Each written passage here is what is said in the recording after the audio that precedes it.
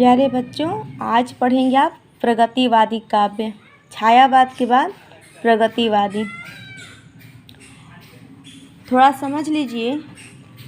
प्रगति शब्द का अर्थ होता है आगे बढ़ना, किंतु हिंदी में प्रगतिवादी शब्द का प्रयोग इस अर्थ में नहीं होता।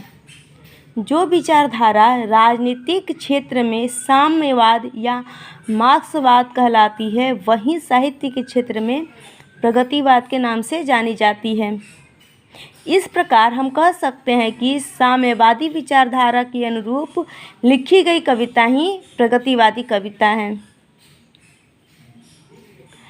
और आगे है इसमें कि इसमें दो भाग बटे हैं, जैसे कि शोषक और शोषित वर्ग। शोषक वर्ग वह था जिसके अंतर्गत वे पूंजीपति, मिल मालिक, उद्योगपति और जमींदार आते हैं, जो गरीबों और मजदूरों का शोषण करते हैं। और शोषित वर्ग के अंतर्गत गरीब, मजदूर, किसान और श्रमिक आते हैं, जिनका शोषण किया जाता है। साम्यवादी विचारक समाज में समता स्थापित करना चाहते हैं और यह चाहते हैं कि शोषण की प्रक्रिया बंद हो। इसलिए प्रगतिवादी कविता भी शोषण का विरोध करती है। ठीक है, देखिए, प्रगतिवाद का आरंभ जो है 1936 ईस्वी से मानी जाती है ना। प्रगतिवाद का पहला अधिवेशन 1936 ईस्वी में, ठीक है, लखनऊ में हुआ, जिसके सभापति प्रेमचंद जी थे। ये पूछा जाता है कभी प्रश्न, है ना। और सुमित्रानंद पंत का काव्य संग्रह युगवाणी प्रगतिवाद का प्रथम काव्य संग्रह माना जाता है। अब देख लीजिए, यहाँ पे स्पष्ट है कि प्रगतिवादी शब्द का सर्वप्रथम प्रयोग 1942 ईस्वी में मुक्तिबोध ने अपने एक लेख में प्रगतिवाद एक दृष्टिकोण आगामी कल में किया था। ठीक है, विभिन्न तरह के जो विद्वान हुए अपना विचार रखे, लेकिन प्रगति का अर्थ यहाँ आगे बढ़ने से नहीं है। यहाँ प्रगति का मतलब है उन विचारधाराओं के खिलाफ आवाज़ उठाना जो गरीबों पे अत्याचार करते हैं, शोषितों को क्या करते हैं, उनके साथ अन्याय करते हैं ना। तो उस पर कवियों ने अपनी लेखनी चलाई, अपना गुस्सा निकाला। और प्रमुख कवि जो हैं दिनकर, नागार्जुन, बालकृष्ण शर्मा, केदारनाथ, त्रिलोचन। अब इसके बारे में थोड़ा सा और जान लीजिए कि प्रगतिवाद जो है वे यथार्थ के धरातल पर काव्य रचना करने वाली कवियों का संगठन है। यथार्थ मतलब जो समाज में घटित घटनाएं थीं उसके आधार पे। अब इसकी विशेषताएं देखिए कि शोषितों की दीनता का चित्रण, है ना। प्रगतिवादी कवि जो मूल उनका केंद्र था गरीब, मजदूर और किसान, उनके प्रति सहानुभूतिपूर्ण कारुणिक चित्रण करके कविता लिखते थे। शोषितों और शोषक का तुलना चित्र उपस्थित करने का काम वो कविता द्वारा ही करते थे। जैसे कि श्वानों को मिलता दूध वस्त्र, भूखे बालक कुलाते हैं, माँ की छाती से चिपक ठिठुर जाड़े की रात बिताते हैं। यहाँ पे दिनकर जी ने एकदम खुलेआम शब्दों में स्पष्ट कर दिया है कि श्वानों को मिलता दूध, यानी कुत्तों को दूध मिलता है, और जो बच्चे हैं वो भूख से कुलाते हैं, व्याकुल होते हैं, और जाड़ों के दिनों में माँ की छाती से जुड़ करके अपना ठंड क्या कर मिटा रहे हैं। इस तरह का ये चित्रण किए हैं। अगला है शोषक वर्ग के प्रति घृणा। प्रगतिवादी काव्य में शोषक वर्ग स्वार्थी, अन्यायी, निर्दयी, कपटी कहा गया है। शोषक वर्ग के अंतर्गत व्यापारियों, जमींदारों, उद्योगपतियों को लिया गया है।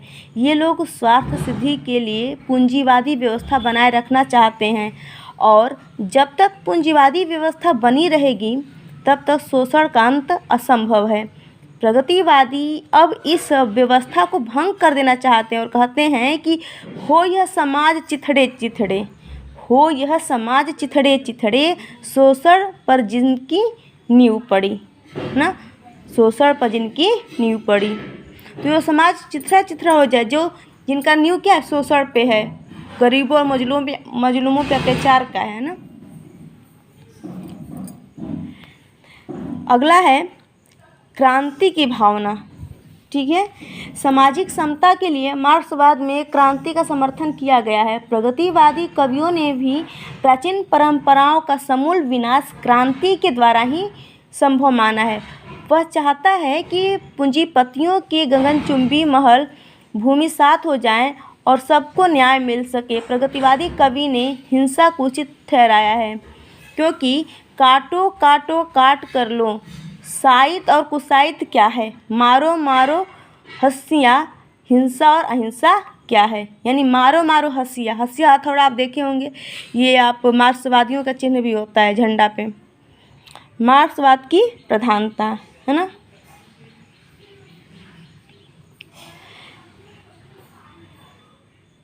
इस काल में मार्क्सवादी विचारधारा को महत्व दिया गया, यानी जो चीज़ अगर प्रेम से ना मिले तो उसे, जैसे कि उन्होंने लिखा है कि कभी कुछ ऐसी तान सुनाओ जिससे उथल पुथल मच जाए, एक हिलोर इधर से आए एक हिलोर उधर से आए। तो इस तरह से कवियों ने जो विचारधाराएं प्रकट की हैं, वह समाज सुधार, समाज में फैले अन्याय को, अत्याचार को मिटाने के लिए अपनी लेखनी चलाई है। नारियों को भी जो उनका यथार्थ रूप था, जो स्थिति थी नारी की, उसको भी यहाँ पे दिखाया गया है।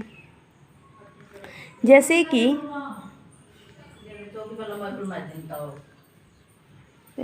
पूरा खराब है गलती देखें, जैसे कि वह तोड़ती पत्थर निराला की जो रचना है, उसमें नारी की दयनीय स्थिति को दिखाया गया है। और परंपरा का विरोध, इसमें जो सामाजिक परंपराएं थीं, जो चली आ रही परंपराएं थी, उनका यहाँ पे खुला विरोध भी किया गया है। ठीक है, कि तुम वहन कर सको जनमन में मेरे विचार, बाड़ी मेरी चाहिए तुम्हें क्या अलंकार। इस तरह से जो पुरानी परंपराएं थी उसको भी मिटाने का प्रयास किया गया है।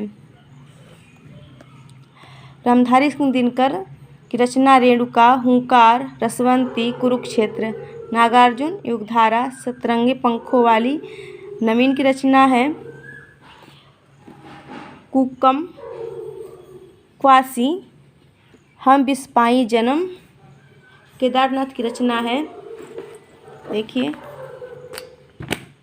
यहाँ पे, युग की गंगा, फूल नहीं रंग बोलते। और महत्वपूर्ण तथ्य आप लोग देख लीजिएगा।